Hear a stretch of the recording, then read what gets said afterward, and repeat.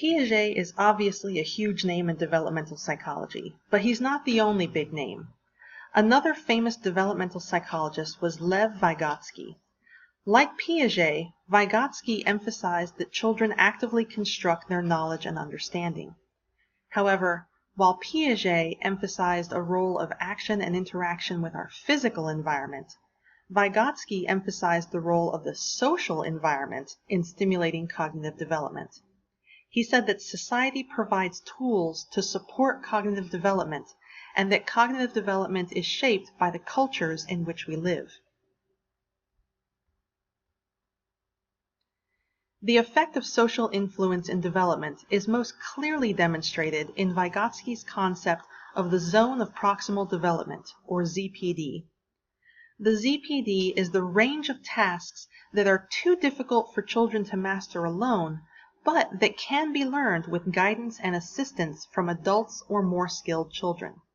It's the Goldilocks zone, where something is neither too easy nor too hard. It's just right. The lower limit of the ZPD is the level of skill reached by the child working independently.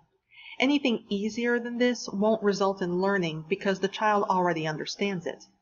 If you tried to teach a fourth grader a lesson on how to count to 10, they would be bored to tears. The upper limit of the ZPD includes the additional responsibility that the child can accept with the assistance of an able instructor. For example, if you could come up with the right manipulatives, you might be able to teach a fourth grader some algebraic concepts, because you'd be working with concrete examples and tools. But if you tried to teach the average fourth grader advanced calculus, then that would be an exercise in futility.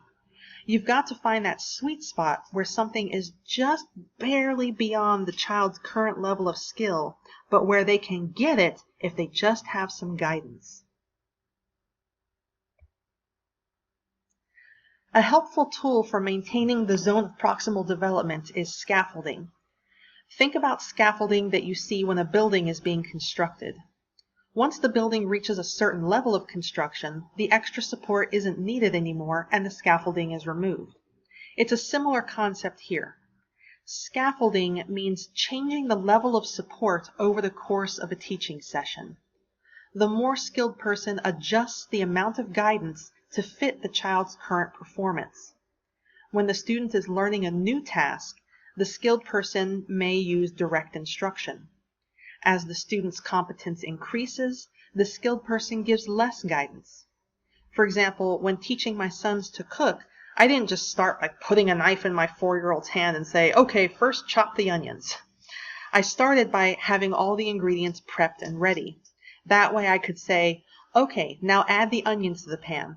Okay, now add the garlic. Now give that a stir, and so forth. Over time, he would master new skills, like chopping onions, and I would need to help him less and less. Eventually, he could do the whole recipe on his own, and after continued practice, he can do it even without thinking much about it. One final thing to know about Vygotsky is that he stressed the importance of language in guiding thought. Children don't just use speech to communicate. They also use it to help themselves think. When you talk to yourself because you're trying to think something through, that's what Vygotsky called private speech. We use it more as children than as adults because we start to be able to internalize it.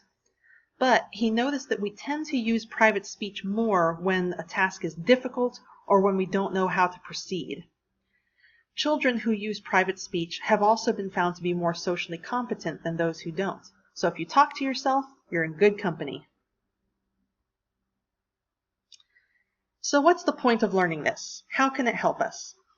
For one thing, Vygotsky's theory guides a lot of teaching strategies. For example, assessing a child to find out what they already know before proceeding is a way to know where the child's zone of proximal development is. The teacher can start there and provide support when needed. Teachers can also pair children who are still learning with a peer who has mastered the skill as a way of providing additional support and guidance. Encourage children to talk to themselves through a problem. Don't demand silence for the sake of silence. It takes time to switch from externally talking to oneself to privately talking to oneself. So be patient and understand that it serves a purpose. And provide opportunities to learn in real-world settings. A more authentic experience makes it less abstract, which makes it easier for children to relate to and discuss. And in case you find it helpful, here's a comparison of Vygotsky and Piaget's theory.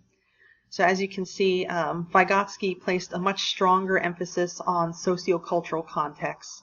Piaget focused on our mental thoughts and physically interacting with the world, whereas Vygotsky was more focused on social interactions. Piaget had stages, so very distinct stages. If you'll notice, Vygotsky didn't have stages. It's just a continuous general process of development. The way that process takes place for Vygotsky was staying in that zone of proximal development and using language and tools of the culture, such as the more knowledgeable instructors, mentors, things like that.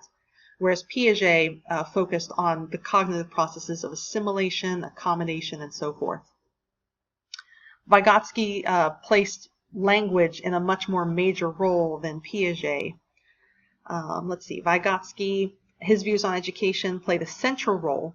Okay, so helping children learn the tools of a culture is very important. Whereas for Piaget, education merely refines the child's cognitive skills that have already emerged. And so the teaching implications. For Vygotsky, there's the idea that the teacher is a facilitator and a guide, not a director.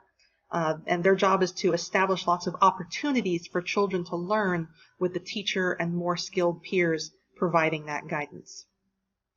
Piaget also views the teacher as a facilitator and guide. Providing support for children to explore their world and discover knowledge is crucial for learning there. So very, very kind of similar.